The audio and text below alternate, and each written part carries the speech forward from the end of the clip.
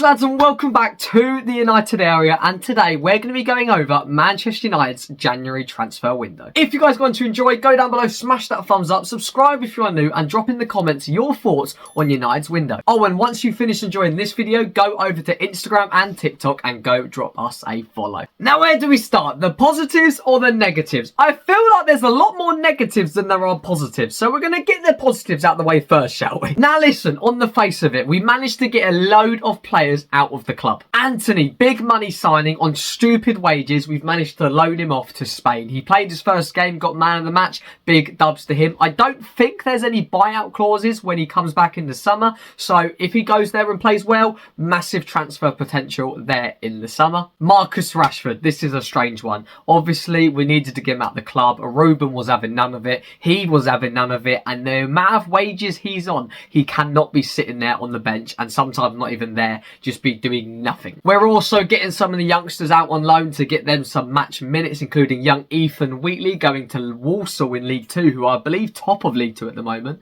So hopefully he can get some good minutes down there. Young Dan Gore, of course, the central midfielder, going to Rotherham. And of course, Jackson and Mathers going over to Tranmere as well. But it's not all doom and gloom. We have managed to get a couple guys off the wage bill, and in some cases, more in the case of the academy, getting them some good professional football experience. We've brought in Patrick Dorgu from Lecce, a left wing back, a young up-and-coming talented prospect, and a player that Ruben needs in this side. We play wing backs and we don't actually have one, so the fact we finally bought one is a massive success. And of course, we also brought in Aidan Heaven as well, an 18-year-old centre-half from Arsenal. I've heard good things. Obviously, Arsenal were saying he's rubbish now he's left them, but I've heard good things, and a kid with a load of potential. To be honest, I feel like that's where the positives end. Manchester United need an overhaul, and those two signings and even getting some of the players off the wages isn't enough. I feel like Ruben Amorim has been absolutely shafted here, to the point where if he just got up and left, I would not even blame him, and I feel like a lot of United fans feel the same. He wanted to stay at Sporting until the end of the season, and we said no,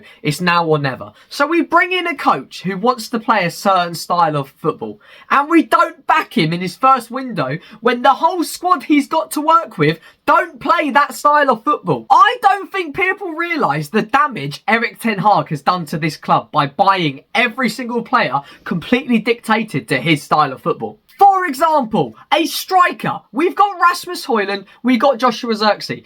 As much as you might like one of them or both of them, they're not putting in the numbers. Ruben said, I need a striker this window.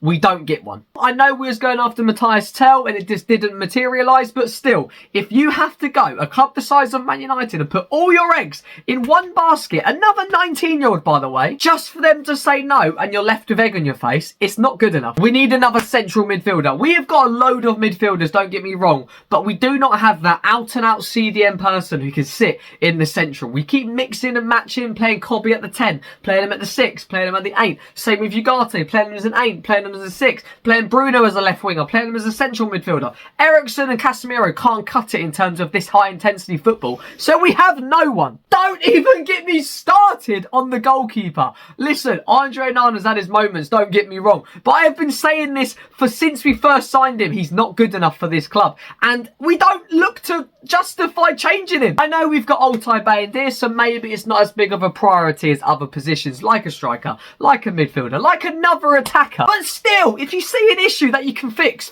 it. Manchester United have just lost arguably their best centre-back through an ACL injury. Lenny Yoro is an up-and-coming kid who is still finding his feet in the league. We've got 4 attackers to end our season in Ahmad, Rasmus, Zirkzee and Garner. We do not have a big enough squad, and even the players we do have, they're not good enough and they don't fit this style of football. I feel like they've completely lied to Ruben Amorim. Not just the Glazers, not just Ineos or Sir Jim, but just everything. Everything about this club is so backwards. Ruben is going to be the guy who faces the questions, faces all the hate, faces all the drama and all that, and he will just get sacked. And everything else just continues as normal. Ruben is genuinely a top manager who can turn this club into a winning machine again, but we're not giving him the resources to do that. And this January transfer window just showed exactly what was wrong with Manchester United. Sure, save the money for the summer. Maybe it's harder to buy people in January. But then you've got Manchester City spending over 200 million. Tottenham Hotspur bringing in Matthias Tell and